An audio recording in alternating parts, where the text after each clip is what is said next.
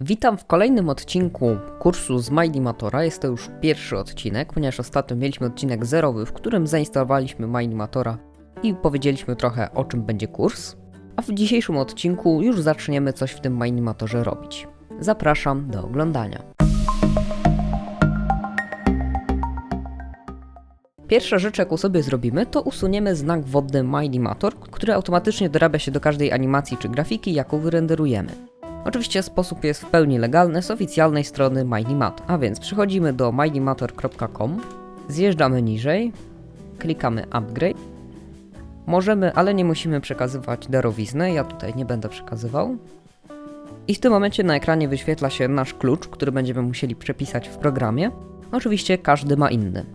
Zaznaczam go, klikam Ctrl+C, przechodzę teraz do Minimatora, tutaj wybieram Upgrade, wklejam klucz i Continue. I w tym momencie mam już wersję, nazwijmy to wersję Premium. Teraz zaczniemy od utworzenia nowego projektu. Możemy wpisać autora i opis, ale ja nie będę tego robił, oraz wybrać miejsce, gdzie się on zapisze. Ok, projekt się utworzył. Pierwsza rzecz, jaką zauważamy po utworzeniu projektu, to jest taka jakby mapka z Minecrafta. Rozglądamy się naciskając prawy przycisk myszy. Jak teraz naciśniemy jeden z klawiszy wsadu, to możemy się również przemieszczać. I jak naciśniemy prawy przycisk myszy i spacja i W na przykład, to teraz będziemy latać szybciej. A scrollem możemy się przybliżać lub oddalać. No te funkcje się niektóre powtarzają. Jak już mamy opanowany ruch kamery, to dodajmy sobie teraz jakiegoś skina. Klikamy Crafting, wybieramy tą ikonę i teraz wybieramy, czy ma być to mob czy człowiek. Ja sobie wybiorę człowiek. I teraz albo jeden z gotowych, na przykład Steve i Alex, albo jakiś skin, na przykład z komputera, z plików, albo pobrać na podstawie niku. Ja pobieram na podstawie niku, oczywiście ten gracz musi mieć kupionego Minecrafta Premium, klikam Get Skin, Done, Yes i Create. Mogę go sobie teraz zaznaczyć i mam kilka kółek i kilka strzałek. Jest to oczywiście przemieszczanie oraz obrót go w danej osi. Mogę go sobie dać na przykład trochę do tyłu oraz obrócić do przodu. Aby zaznaczyć samą głowę, bo na przykład w tym momencie chciałbym obrócić samą głowę w lewo, to oczywiście muszę kliknąć głowę, ale nie w byle jakim momencie, tylko w momencie, w którym cały skin jest zaznaczony. Żeby odznaczyć, klikam gdzieś z boku, więc najpierw odznaczam, klikam gdziekolwiek, mogę kliknąć głowę i tak zaznaczy się cały skin, gdy nic nie jest zaznaczone, i teraz, gdy cały skin jest zaznaczony, klikam samą głowę. Jak pewnie zauważyliście, z boku mamy takie dodatkowe okienko, gdy coś jest zaznaczone. Dlatego odznaczę sobie wszystko, zaznaczę sobie całego skina. Mam tu podpisane, że jest to Steve i mam tu kilka opcji. W zakładce Position mogę zmienić jego pozycję. To jest to samo, co robi ta żółta strzałka w przypadku X, bo oczywiście mamy jeszcze Y i Z. Ale mamy tu jeszcze takie ikony jak zresetuj pozycję, czyli pozycja domyślna, w jakiej on był. Skopiuj pozycję. Teraz mogę skopiować do skłowka jego pozycję i zauważcie, że jak teraz go przesunę na przykład gdzieś tam i dam kolejną ikonę, czyli wklej pozycję, to wróci on tutaj, gdzie był. To oczywiście się tyczy również przekazywania pozycji jednego skina do drugiego, bo to jest główne założenie tej opcji. Jeśli chodzi o rotację, no to działa to bardzo podobnie jak do pozycji. Tutaj też możemy obracać, to zrobi nam to samo, co to żółte kółko. A tą opcją możemy ten obrót zresetować. Mamy jeszcze opcję skopiowania tego jego obrotu, czyli obrócę sobie go jakoś tak. Skopiuję ten obrót, teraz zresetuję, wkleję mu ten obrót i jak widać wrócił do takiego obrotu, jak zmieniłem wtedy. Resetuję i ostatnia zakładka, jaką omówimy w tym odcinku, dotycząca zaznaczenia, czy może prawie ostatnia, to skalowanie. Mogę go sobie skalować i oczywiście tu też jest opcja zresetowania, skopiowania i wklejenia. To oczywiście głównie służy, tak jak mówiłem, do przekazywania tego z jednego skina do drugiego. Na przykład jak chcemy, żeby były dokładnie w tej samej pozycji. Kiedy mamy zaznaczoną rękę, mamy tutaj jeszcze taką dodatkową zakładkę, która odpowiada za zgięcie ręki. Dodatkowo mamy też wtedy takie jasno-niebieskie kółko i to jest dokładnie tak samo. Możemy rękę obracać wtedy tym żółtym w ten sposób i jeszcze niebieskim w ten sposób, czyli zginać ją w ramieniu. Zakładki kolor i tekstura omówimy sobie w następnym odcinku. Nazwiemy sobie też teraz tego skina, żeby później łatwo było go odróżnić od innych. Nazwę go sobie po prostu skin. Oczywiście każdą z jego rąk, nóg, głowę i tak dalej mogę sobie osobno nazwać, ale myślę, że nie ma to w moim przypadku większego znaczenia. Odznaczam sobie wszystko i przejdźmy do tego okienka, bo tutaj, jak pewnie dużo osób zauważyło, po dodaniu skina dodała się pozycja skin. Oczywiście on domyślnie nazywał się Steve, to ja mu dodałem nazwę skin i wtedy to się zmieniło na skin. To jest taka lista elementów, które znajdują się na tej mapie. Jak kliknę skina, to oczywiście zaznacza się cały skin. Jak sobie rozwinę tego skina, to teraz mam pozostałe elementy, z jakich on się składa. On się składa m.in. z prawej nogi, którą też mogę sobie zaznaczyć. Mogę sobie ją na przykład zgiąć w kolanie. To może być dla niektórych trochę prostszy sposób zaznaczenia nogi, że nie muszą klikać całego skina i potem nogi, tylko przejdą sobie tutaj w tym okienku i zaznaczą nogę.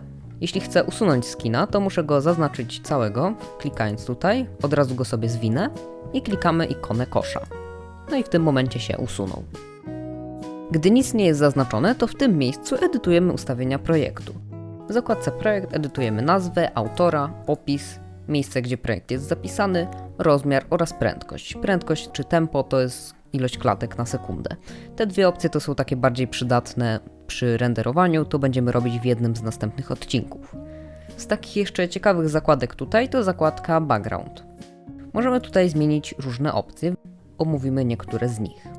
Tutaj możemy zmienić teksturę słońca i nieba. Tutaj zmieniamy czas. Mogę ustawić na przykład zachód słońca. Prawym przyciskiem mogę to zresetować. To dotyczy wszystkich opcji, które się tutaj znajdują. Ja sobie to zresetuję. Tutaj mam moc słońca. Dalej mogę włączyć lub wyłączyć chmury. Ustawić, żeby były płaskie albo takie rozmyte. Mam też teksturę chmur, szybkość chmur, wysokość. Też sobie mogę zresetować. Podłoże, tutaj mamy ustawienia podłoża, można je wyłączyć, włączyć.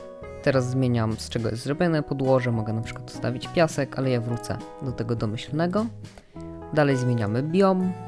Mogę też ustawić, jaki kolor ma niebo, chmury czy słońce. A tutaj mogę włączyć lub wyłączyć mgłę, podobnie jest z wiatrem. Tu mam jeszcze kilka ustawień dotyczących tej mgły oraz wiatru. Gdy mamy już skonfigurowane ustawienia, możemy stworzyć tutaj pierwszą grafikę. Dodam sobie najpierw jakiegoś skina, ja sobie pobiorę na podstawie niku, klikam get skin, done, yes, create, on mi się wstawił, mogę mu ustawić pozycję jakąś inną, na przykład żeby miał rękę do przodu, a rękę do przodu dam mu w ten sposób nie bez powodu, bo dodamy mu do tej ręki miecz. Klikam sobie crafting, daję ikonę miecza, klikam ikonę miecza, oczywiście mogę dodać też mu jakiś inny item, jak widzimy tutaj są wszystkie itemy, ale ja sobie wybiorę żelazny miecz, to co mam już tutaj zaznaczone i klikam create. W tym momencie wstawił mi się on dokładnie w tym samym miejscu, gdzie stoi mój skin. Dlatego ja go sobie kliknę i widzimy w tym momencie, że ma dokładnie taką samą mechanikę jak skiny, przesunę go sobie. I tutaj również mam do dyspozycji takie same dwa okienka jak w przypadku skina. Jedno do pozycji, obrotu, zwiększania wielkości i innych rzeczy. I tak samo mam okienko, gdzie mogę wybrać m.in. nazwę. Ja go sobie nazwę miecz. Pierwsza rzecz, jaką mu ustawimy, to oczywiście muszę go zaznaczyć, to ustawię, żeby jego rodzicem była lewa ręka. To jest bardzo fajna opcja, dzięki której jak obrócę ręką, to miecz również się obróci. Tylko ta opcja ma taki jeden minus, że zazwyczaj ten miecz idzie w jakąś dziwną pozycję, więc ja go w tym momencie muszę wrócić tutaj.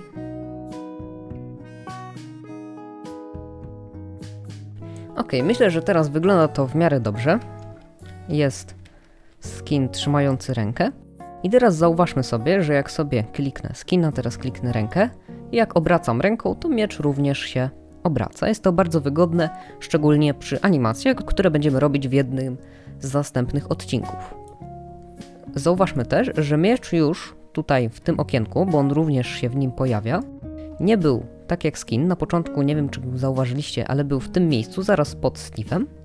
A teraz jak ustawiliśmy tego rodzica, to on jest jako taki pod item lewej ręki. Możemy rozwinąć lewą rękę i tutaj mamy miecz.